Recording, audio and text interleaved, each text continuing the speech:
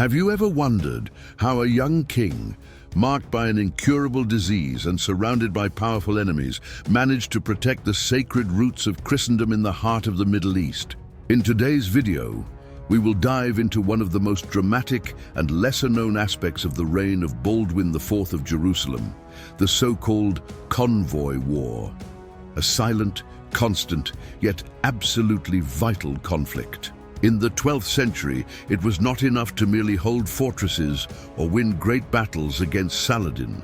There was an invisible war being waged on the dusty roads between Acre, Jerusalem, and the Christian sanctuaries, the war to protect armed pilgrims. They were knights, peasants, and devotees who came from all over Europe driven by faith.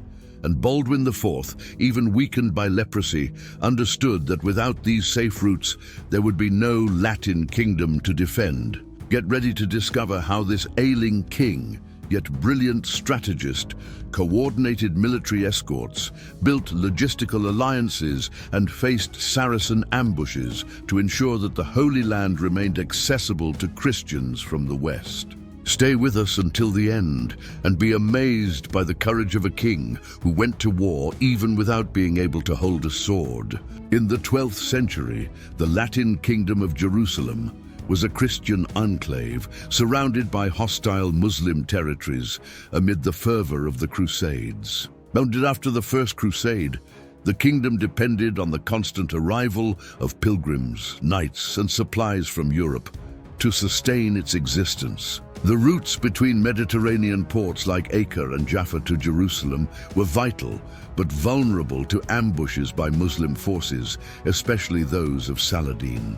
Protecting these paths became a matter of both military and spiritual survival.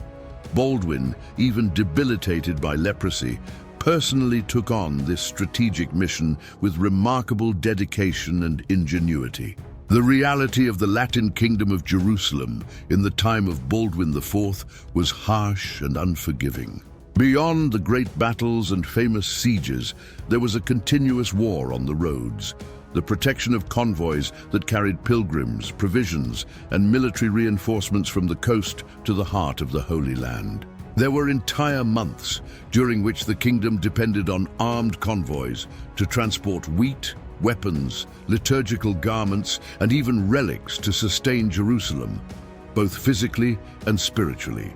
Baldwin understood the vital importance of these routes. The Christian caravans, referred to by chroniclers as armed pilgrimages, were constant targets of Muslim attacks, mainly by forces sent by Saladin.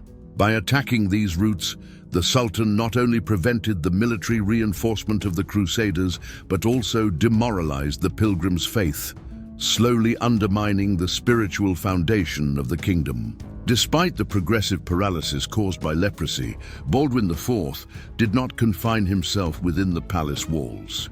On several occasions, he personally organized the escorts for the convoys, allocating troops from the Templars and Hospitallers, and placing small garrisons at strategic points along the route.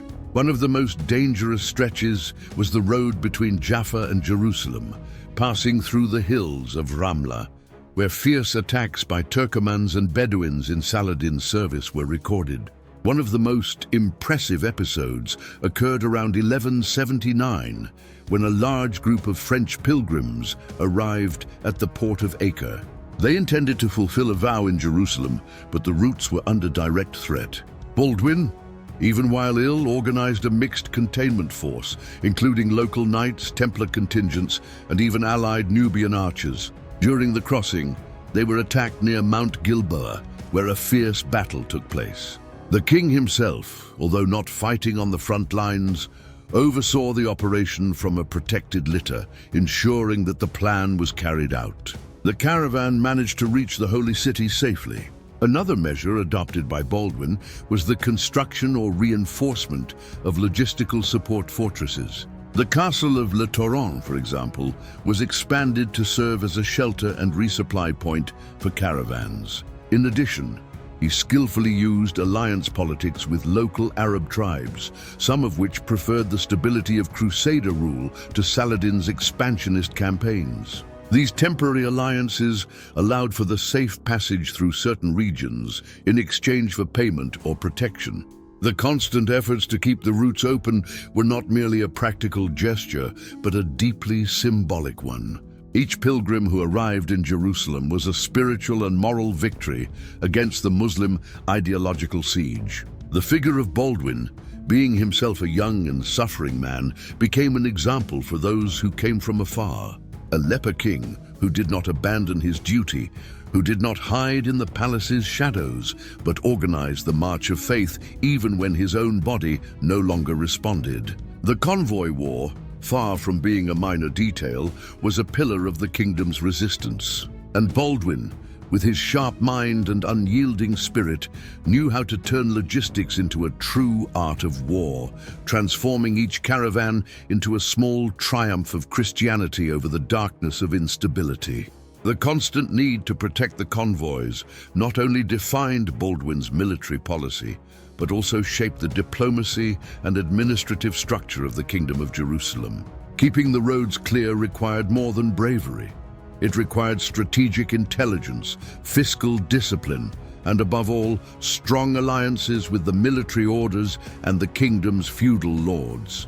Aware that the royal troops were limited, Baldwin strengthened the autonomy of the orders of the temple and of the hospital, entrusting them not only with the direct combat on the routes, but also with the organization of shelters, hospitals, and small fortresses at rest points. Many of these buildings eventually became the centers of small Christian villages that survived even the greatest defeats. By strengthening these orders, Baldwin created a decentralized defense network capable of responding quickly to the mobile attacks of Muslim forces. At the same time, the king faced internal tensions among nobles who wished to use their own troops for personal causes, such as territorial disputes or family vendettas. Baldwin had to act firmly, imposing the priority of protecting the sacred routes above any individual ambition.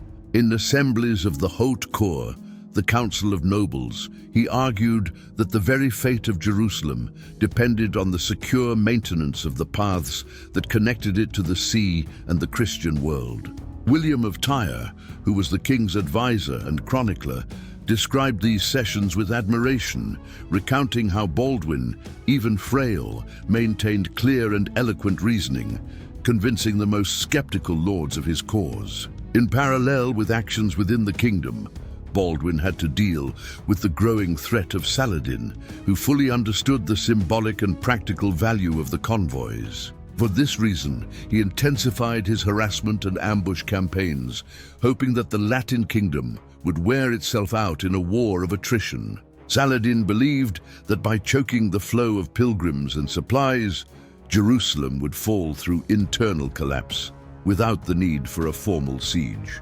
But Baldwin responded with bold moves. One of his most effective strategies was to turn the game around.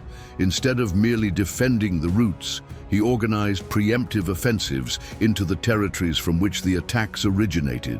In 1183, for example, he launched an expedition against Muslim positions south of Hebron, temporarily cutting off Saladin's access to strategic points in the Judean desert.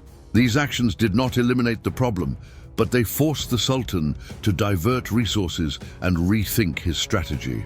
Another striking element was the use of faith as a tool of cohesion and resistance. The pilgrims who arrived in Jerusalem, after surviving long journeys protected by the king's troops, found a city still alive, fervent, and a monarch who, even leprous, received them with dignity. This image resonated strongly in Europe, attracting more crusaders and more resources. Baldwin knew that each saved pilgrim was also an ambassador of the Latin kingdom to the European courts. In the end, the efforts in the Convoy War began to show their limits. The leprosy advanced, internal instability grew with disputes over succession, and Saladin became increasingly unified and powerful. Even so, Baldwin's legacy would endure. He left behind not only castles or military victories, but the example of a king who made logistics a form of faith in action. As long as he lived, the roads to Jerusalem remained open, a feat that, in the context of the time, bordered on the miraculous. Baldwin's story in the Convoy War reveals a king whose strength did not lie in muscle, but in mind and faith. Even marked by leprosy from youth, he never surrendered to the frailty of his own body. He fought for every road, for every pilgrim, for every shipment of wheat that sustained Jerusalem, as if the soul of the kingdom depended on it. And indeed, it did. While Saladin expanded his power with armies and alliances, Baldwin sustained his kingdom with military intelligence, diplomacy, and an unwavering devotion to duty. His ability to keep the sacred routes open for more than a decade was, in itself, one of the greatest victories of the Crusades, albeit silent and little remembered. Today, as we remember this leper king who protected the paths of faith, we are invited to reflect on the true meaning of leadership and courage. Baldwin was not just a warrior, he was a guardian of Christian hope in dark times. If you enjoyed this story and want to follow more episodes from Baldwin's extraordinary life, like the video, leave your comment, and subscribe to the channel. The crusade for knowledge continues here.